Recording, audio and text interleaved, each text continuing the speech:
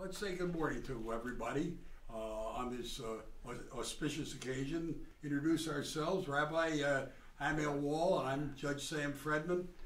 We're here this morning because Pam and Elliot have asked us to give you people on this board a little bit of the background of why the conference, as it was then called, got started, what was our purpose, what were our goals, and we have the founder here, Rabbi Wohl, and I, who dragged along with him from the beginning. I'd like to give a little bit of a history of what happened. It was after the Yom Kippur War.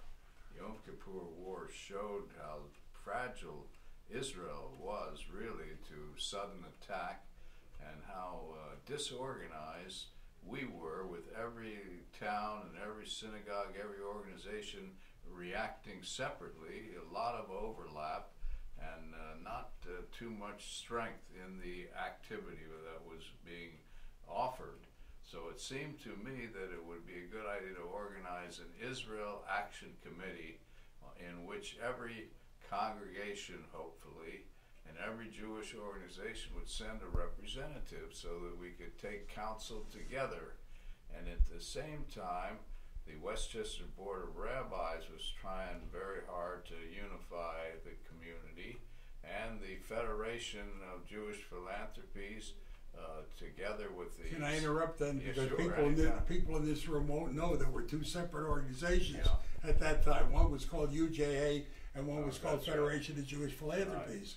Right. And I came in from the Federation point of view. That's why I want to say that. That's right. You were the third link for these three groups. I belong to an organization called the Federation's Commission on Synagogue Relations, for which your colleague Rabbi Trainin. Rabbi Ike Trainin, right. Maury Davis locally. Right, and I was the lay person in that group, right? That's right. So out of that came the whole concept that we should have a conference, a Westchester Jewish Conference. So of course it took about a year and a half of intermittent meetings, committee meetings, and meetings of these three groups for them to all coalesce, so that at the JCC in Harrison, we had the primary meeting where a slate of officers and myself as a president, where this came into being, and we were very pleased because on the board, the first board of the Westchester Jewish Conference, now Council, were some very fine people who won't name them individually because I'm sure I'd leave out several who were just as auspicious, but we were lucky to have such a good group. Yes, and actually it's, we've done a lot of looking into the archives. Rabbi Wohl has a tremendous memory, and I have a fairly good memory, but we have minutes of that first meeting, which I'm holding right here in my hand, and I just quickly to synopsize, the meeting at Temple Israel New Rochelle was called to order on January 18, 1976 by Rabbi Amiel Wohl. Rabbi Wohl spoke to the troubled times and the discussion of the PLO currently taking place in New York at the Security Council of the UN. And here's the key words as far as I'm concerned. The meeting was to gather interest in the Westchester Jewish Conference, from which we can draw unity and better coordinate life in Westchester on a county-wide level. And if that was basically what we were seeking to do, just look around us right now, here in this room, with the kind of diverse group that's here in front of us. We've, to a certain degree, accomplished our purpose, Rabbi. Well, I think it became so apparent that we needed to be brought together because we had no Jewish newspaper, we had no coordination, and that was really working. And the people, I always use the example, the people in Scarsdale had no idea what was going on in the Jewish community in New Rochelle. New Rochelle had no way of knowing what was going on in Scarsdale. And of course we didn't have all the modern technology to be able, as this council does now, to be able to notify, keep everybody up in touch with everything. It was up to us to find a way to do that, and the only way to do that was to get a group together, and we did. It took a long while. I don't even like to talk about the fact that we had two failures before we got this off the ground. Now, for example, in these minutes, There's a reference to the minutes at the Harrison Jewish Center of June 4th, 1975, when the Westchester Jewish Conference was called into existence. So that's almost a year between meetings where the kind of sessions the rabbi was talking about of the three individual groups.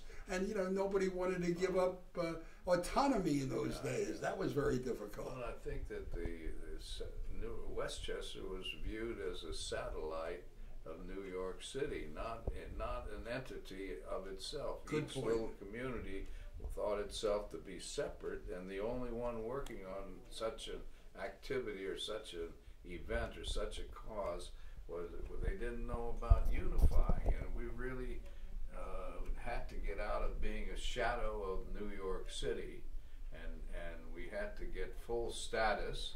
And how do you get full status? Well, we had to get some funding too, and we had to, of course, find the right people. And I think that was our success, again, stating the outstanding group that were on the first several boards, who really were leaders, and several of them what you'd call heavy hitters out of Manhattan who lived in Westchester. Yeah, they didn't realize how big the Westchester community, Jewish community, was growing. It wasn't always the 8th largest community in the nation.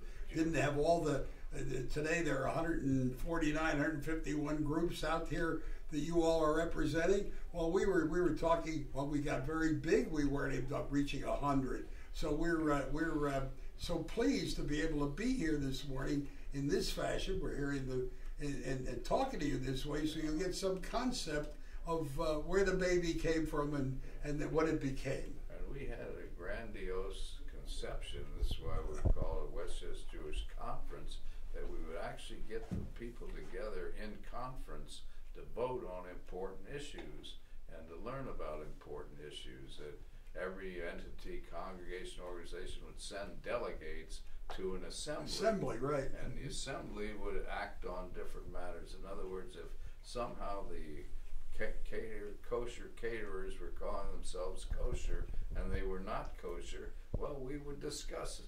And local issue like that too, beside the great issues of the day. And again, beside the minutes that I just referred to, and I don't know who drew this paper. It looks like one of you. I was going to say, it looks like one of your things. We found this.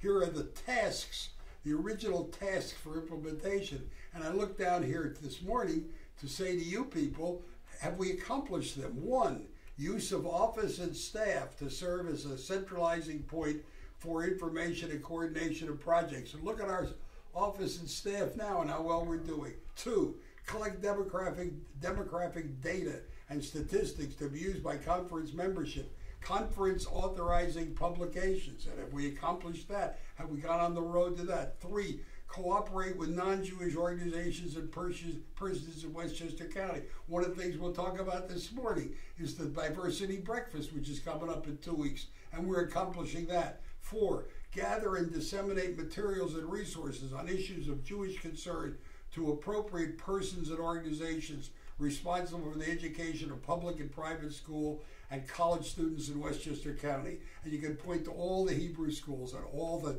day schools, the successes of the various schools, all of whom are represented. And 5, make available speakers on conference concerns, and we have people available always.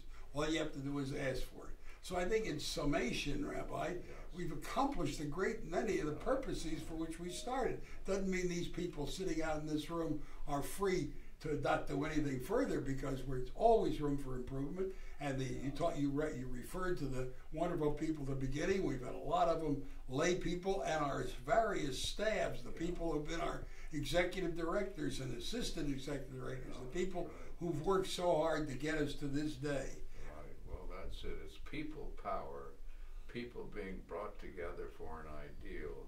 It's using the wisdom and the compassion of the Jewish community to try to achieve our objectives. And when people come onto this board now, they see the volume of task work to do and that which is being done, they're inspired.